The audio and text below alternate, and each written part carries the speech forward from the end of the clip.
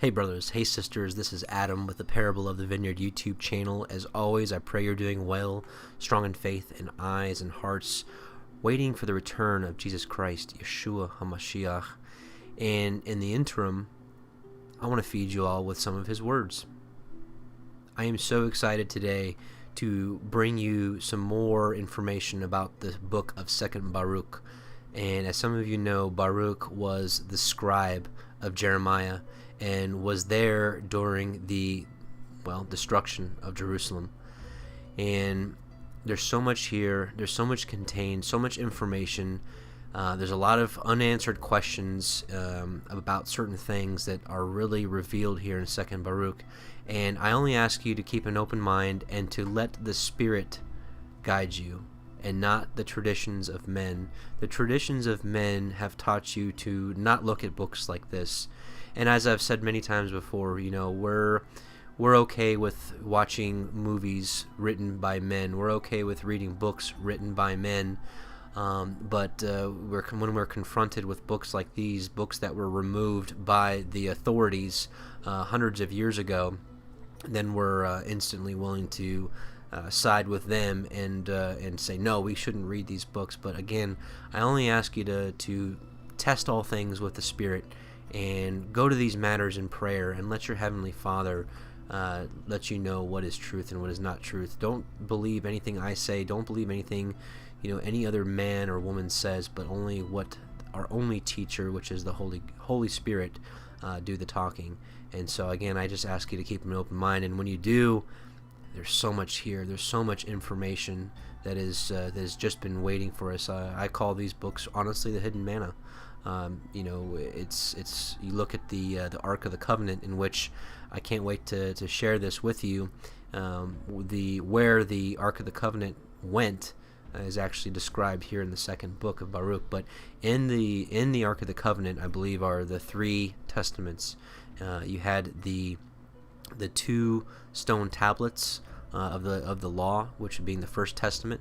You had the second testament, which was the almond staff, the budding of the staff, and then the third testament, which was the hidden manna. Those are the three items that were located in the ark, and I do believe that the hidden manna was reserved until these last days, which does fulfill the word of Yahweh, in which these things would be sealed up until the time of the end, as he spoke through the prophet Daniel. So, brothers and sisters, I can't wait to share this with you, and we're just gonna dig right into it. And here we go. And again, we are reading the book of 2nd Baruch, chapter 1. And it came to pass in the 25th year of Jeconiah, king of Yehuda, that the word of Yahweh came to Baruch, the son of Neriah, and said to him, Have you seen all that this people are doing to me, that the evils which these 2 tribes which remained have done are greater than those of the 10 tribes which were carried away captive? For the former tribes were forced by their kings to commit sin, but these 2 of themselves have been forcing and compelling their kings to commit sin. For this reason, behold, I bring evil upon this city and upon its inhabitants, and it shall be removed from before me for a time, and I will scatter this people among the other nations, that they may do good to other nations. And my people shall be chastened, and the time shall come when they shall seek for the prosperity of their times. For I have said these things to you, that you may bid Jeremiah, and all those that are like you to retire from this city. For your works are to this city as a firm pillar, and your prayers as a strong wall. And now we're going to skip over to chapter 4. And Yahweh said unto me, This city shall be delivered up for a time, and the people shall be chastened during a time, and the world will not be given over to oblivion. Do you think that this city is that city which I said, On the palms of my hands have I graven you? This building now built in your midst is not that which is revealed with me, that which was prepared beforehand here from that time when I took counsel to make paradise and showed it to Adam before he sinned. But when he transgressed the commandment, it was removed from him, as also paradise. And after these things I showed it to my servant Abraham, by night among the portions of the victims. And again also I showed it unto Moses, on Mount Sinai, when I showed him the likeness of the tabernacle and all its vessels. And now, behold, it is preserved with me, as also paradise. Go therefore and do as I commanded you. So just to recap what we've read so far, obviously the first of chapter was kind of just giving you a setting of what year it was. This is again during the time of Jeremiah and during the time of Nebuchadnezzar destroying, or this is right before Nebuchadnezzar destroys the city of Jerusalem, and the people of Judah go into captivity. And then in chapter 4, what we just read is a pretty, well, not a clear glimpse of New Jerusalem, but a mentioning of New Jerusalem, in that the current day Jerusalem, or even the Jerusalem of ancient times, is not that New Jerusalem which we read about in the book of Revelation. And I think this is a really, really strong connection instantly to let you know that the book of Baruch is inspired, and there's really a lot more here, and I can't wait to get into more of it, but just wanted to give you kind of some basics as where we are right now. Alright, and I'm going to skip chapter 5 and go on to chapter 6. In chapter 5, just very quickly, Baruch gathers Jeremiah, and a few others, and goes over some of the things that Yahweh had told him. And now we're on to chapter 6, and a lot of people have had many have had questions over the years what happened to the Ark of the Covenant.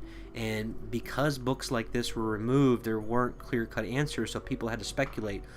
Some people said that it was destroyed with Nebuchadnezzar sacking the city. Some people say he took it. Some people say that it was just lost forever. Well, right here answers all those questions as to what exactly happened to the Ark of the Covenant. So listen in. This is 2 Baruch chapter 6.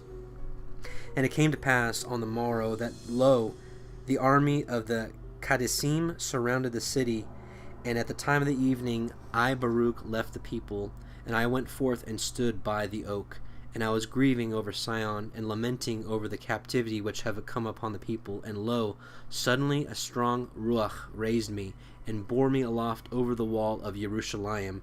And I beheld, and lo, 4 angels standing at the 4 corners of the city, each of them holding a torch of fire in his hands.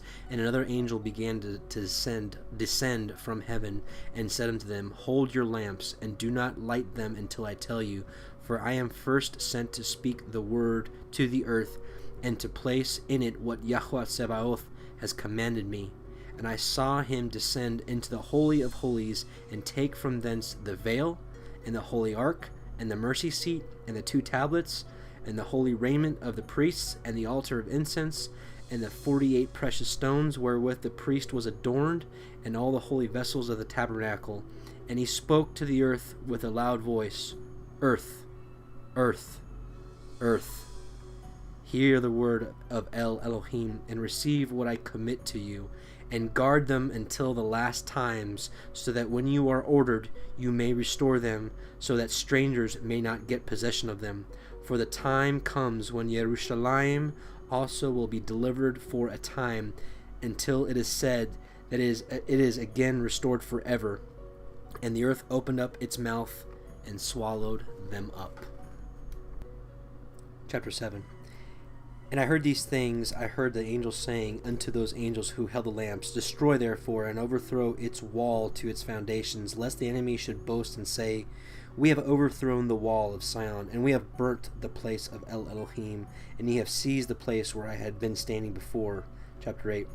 Now the angels did as he had commanded them, and when they had broken up the corners of the walls, a voice was heard in the interior of the temple after the wall had fallen, saying, Enter, ye enemies, and come, ye adversaries, for he who kept the house has forsaken it.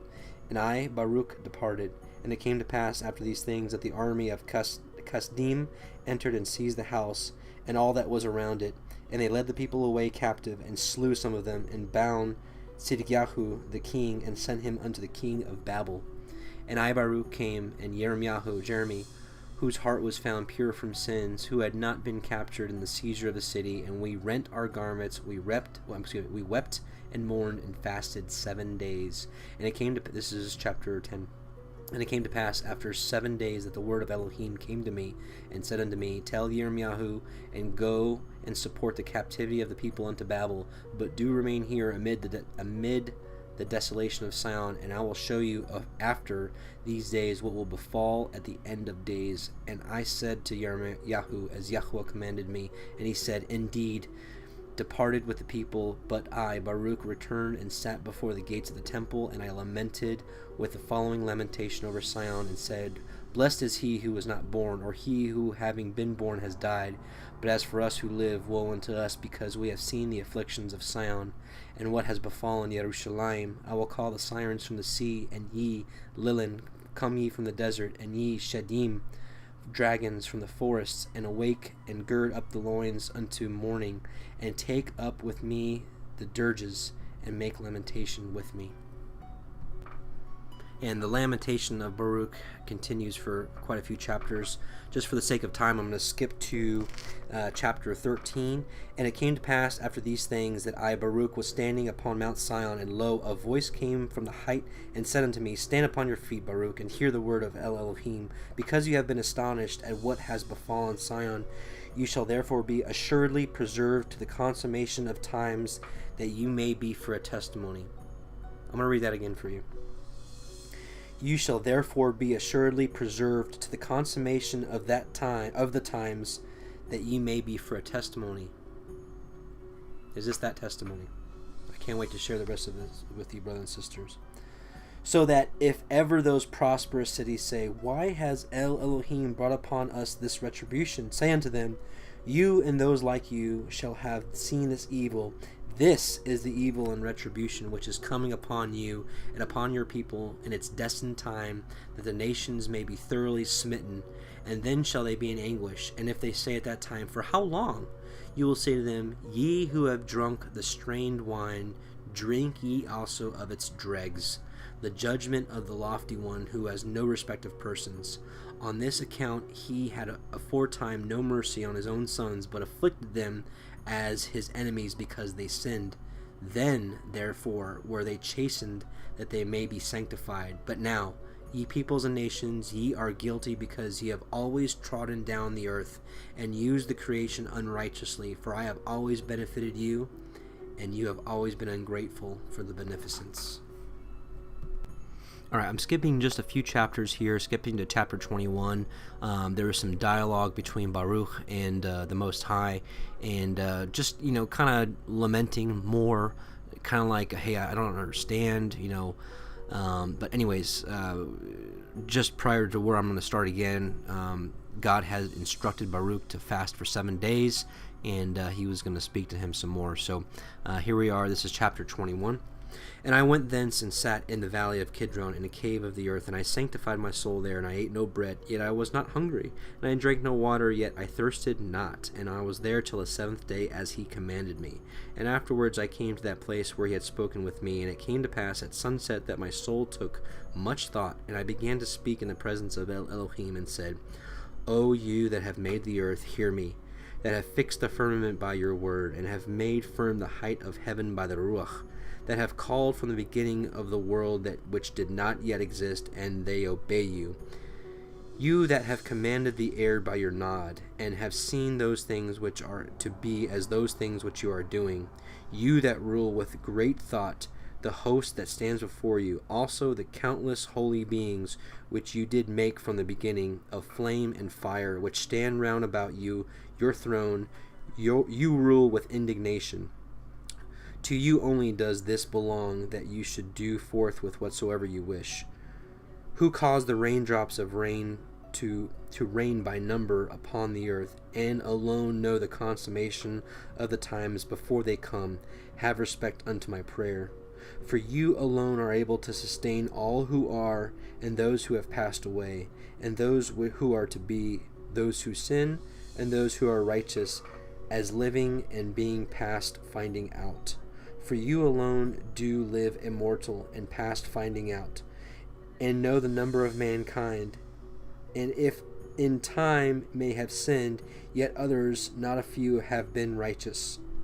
You know where you preserve the end, and those who have sinned, or the consummation of those who have been righteous. For if there were this life only which belongs to all men, nothing could be more bitter than this.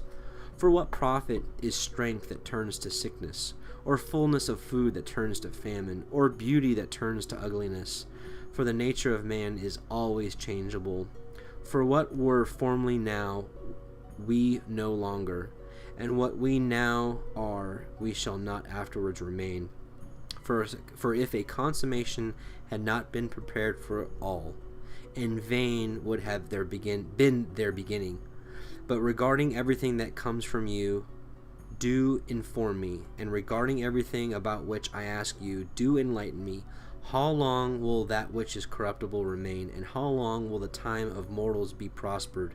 Until what time will those who transgress in the world be polluted with much wickedness? Command therefore in mercy and accomplish all that you said you would bring, that your might may be made known to those who think that your long-suffering is weakness, and show to those who know not that everything that has befallen us and our city until now has been according to the long-suffering of your power, because on account of your name you have called us a beloved people. Bring to an end therefore hence mortality, and reprove accordingly the angel of death. And let your glory appear, and let the might of your beauty be known, and let Sheol be sealed, so that from henceforth it may not receive the dead. And let the treasuries of souls restore those which are enclosed in them. For there have been many years like those that are desolate from the days of Abraham and Yitzchak and Yaakov, and of all, that's Abraham, Isaac, and Jacob, and of all those who are like them, who sleep in the earth, on whose account you did say that you had created the world. And now quickly show your glory, and do not defer what has been promised by you. And when I had completed the words of this prayer, I was greatly weakened. Okay, chapter 22. And it came to pass after these things that, lo, the heavens were opened, and I saw, and power was given unto me, and a voice was heard from on high, and it said to me, Baruch, Baruch, why are you so troubled? He who travels by a road but does not complete it, or who departs by sea but does not arrive at a port, can he be comforted? Or he who promises to give a present to another but does not fulfill it, is it not robbery? Or he who sows the earth but does not reap its fruit in its season, does he not lose everything? Or he who plants a plant, unless it grows till the time suitable to it, does he who planted it expect to receive fruit from it? Or a woman who has conceived, if she bring forth untimely, does she not assuredly slay her infant? Or he who builds a house, if he does not roof it and complete it, can it be called a house? Tell me that first. And I answered and said, Not so, O Yahuwah my Adonai. And he answered and said unto me, Why therefore are you troubled about that which you know not? And why are you ill at ease about these things which you are ignorant? For as you have not forgotten the people who now are, and those who have passed away, so I remember those who are appointed to come. Amen. Because when Adam sinned and death was decreed against those who should be born, then the multitude of those who should be born was numbered. And for that number a place was prepared, where the living might dwell and the dead might be guarded. But therefore the number aforesaid is fulfilled. The creature will not live again, for my Ruach is the creator of life, and Sheol will receive the dead. And again it is given to you to hear what things are to come after these times, for truly my redemption has drawn nigh, and it is not a far distance as aforetime. So the back and forth dialogue, it strikes me immediately. It reminds me just like kind of like the back and forth between Job, and God, Yahweh. And it's kind of like it's always, hey, you can't understand the depth of my wisdom, and who can understand the depth of the wisdom of our Creator, who spoke all this into existence. It's just so amazing to constantly just stay in His Word and try to understand. And I think He slowly peels back the layers, but still how immense this is. This is honestly, in my opinion, is the greatest treasure hunt of our life. And few even know that this hunt exists, the hunt to understand more of his wisdom and his ways and understanding. And to me, it's really been the joy of my life the last few years, and I'm just excited to be a part of it. So, chapter 24, for behold, the days come, and the Sepharim shall be opened, in which are written the sins of all those who have sinned, and again also the treasuries in which the righteousness of all those who have been righteous in creation is gathered. I'm going to pause there. That reminds me instantly of Daniel, in which he talks about the books being opened and all will be judged, or those... anyways, for it shall come to pass at that time that you shall see, and the many that are with you, the long-suffering of El Elyon, which has been throughout all the generations, who has been long-suffering towards all those who are born, alike those who sin and those who are righteous. And I answered and said, but behold, O Yahweh, no one knows the number of those things which have passed, nor yet those things which are to come. For I know indeed that which has befallen us, but what will happen to our enemies I know not, and when you will visit your works. Chapter 25, and he answered and said unto me, you too shall be preserved till that time, till that sign which El Elyon will work for the inhabitants of the earth in the end days. This therefore shall be the sign, when a stupor shall seize the inhabitants of the earth, and they shall fall into many tribulations, and again when they shall fall into great torments. And it will come to pass, when they say in their thoughts, by reason of their much tribulation, El Elohim no longer remembers the earth. Yea, it will come to pass, when they abandon hope, that the time will then awake. Do you know anybody that's abandoned hope, brother and sister? Not those that are trusting in the Most High. So, interesting stuff so far, and I'm going to read a few more chapters, quickly discuss them, and then I'm gonna end the video today and call this part 1. I don't know how many parts there will be, but I like keeping videos less than 45 minutes, and because there's so much here, and I really there's so much. I can't wait to get to the rest of this. I wanted to go through the beginning first because this kind of sets the stage for the rest of it, but in any case, without further ado, chapter 26, and I answered and said, will that tribulation which is to be continue a long time? And will that necessity embrace many years? And he answered and said unto me, into 12 parts is that time divided, and each one of them is reserved for that which is appointed for it. In the first part there shall be beginning of commotions. Beginning of birth pains, anyone? And in the second part there shall be slayings of the great ones. Who the great ones are, I don't know.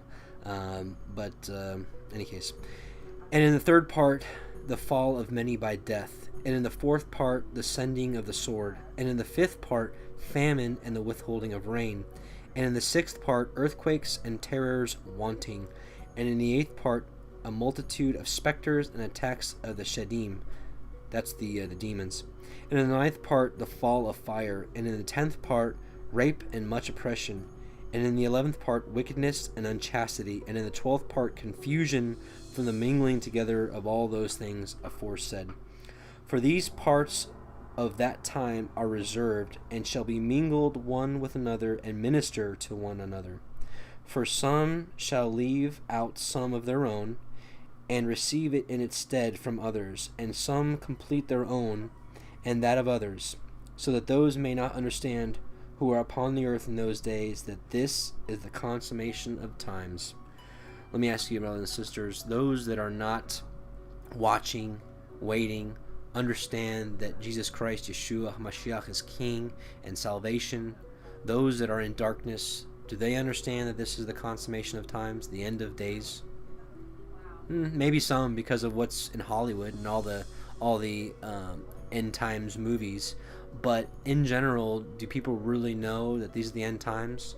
A lot of you brothers and sisters that are walking in the light and walking in the Spirit understand that by confirmation of the signs, we do not seek a sign, but He certainly gave us the signs, and we've been watching. He said many times, watch, therefore, watch, so that He does not come upon us as a thief. Watch. Revelation 3:3, watch. in chapter 28, this reminds me so much of Daniel chapter 12, which I'll put a slide of as I'm reading this. Nevertheless, whosoever understands shall then be wise, for the measure and reckoning of that time are 2 parts, a week of 7 weeks. Let me read that again. For the measure and reckoning of that time are 2 parts, a week of 7 weeks. Obviously, this was clarified through the prophet Daniel of the 70 weeks. 70 weeks are determined for thy people. And I answered and said, It is good for a man to come and behold, but it is better that he should not come, lest he fall. But I will say this also, will he who is incorruptible despise those things which are corruptible? And whatsoever befalls in the case of those things which are corruptible, so that he might look only to those things which are not corruptible? But if, O Yahweh, those things shall assuredly come to pass which you have foretold to me, so do you show this also unto me, if indeed I have found grace in your sight? Is it in one place, or in one part of the earth that these things are to come to pass, or will the whole earth experience them? And I'm going to read one more paragraph, and then we're going to end this as part 1. And this is chapter 29, and I believe it's a parable. It could have one meaning or dual meanings. It's certainly up for debate, and I want your guys' feedback and opinion. And it shall come to pass at that selfsame time that the treasury of manna shall again descend from on high, and they will eat of it in those years, because these are they who have come to the consummation of time. So we can either take it literally, that manna will descend from on high, and we will be eating of it, kind of like the Israelites did in the 40 years in the wilderness. Or this is a parabolic meaning in that we will be eating of the hidden manna, as in the hidden books. Kind of like I said earlier in this, that in the ark was found the 3 testaments, the stone tablets, the Old Testament, the Second Testament in the budding staff, that's the New Testament, and then the bowl of the hidden manna, the bowl of the manna, which could be interpreted as the Third Testament in the hidden books, the books that were deliberately hidden and fulfilled the will of the Most High, and that words would be sealed up until the time of the end. And now we are here in the end, and these books have been revealed, or are slowly being revealed, and some are eating of it, some are not. I will be the first to tell you that it does not change your salvation, in that salvation is only found in Jesus Christ, Yeshua HaMashiach, and in pitching your tent, as some say, with the Most High, with Yahweh, and having that personal relationship with Him, and forgiveness of sins through the blood and the atonement of the Lamb who takes away the sins of the world. And so I leave that with you. You know, are these books the hidden manna, or are we going to be literally eating the manna again? Maybe it's both. Maybe it's neither. I'm not really sure. But again, I'm no teacher. I'm just your brother, in which I feel I'm being called to speak these books to you, to share them with you, so that you can test these things for yourself and see what the Holy Spirit reveals to you. Please spend some time in prayer and testing all things like a Berean does. Brothers and sisters, I can't wait for part 2. Things really get really interesting here, and there's so much that gives us more clarity on the end times, that things just harmonize with the book of Revelation and other prophetic books like Isaiah, Jeremiah, that tell the end. And like I said, these books like this harmonize and do not contradict. So can't wait to share them with you. I hope I pray that you were blessed by this part 1, and brothers and sisters, just stay in faith and strong in faith and eyes to Jesus Christ, Yeshua, who might even come back before part 2 comes out. So I just want to stay busy in growing in the Spirit and growing in the Word and His Word, and talk to you guys soon. Maranatha.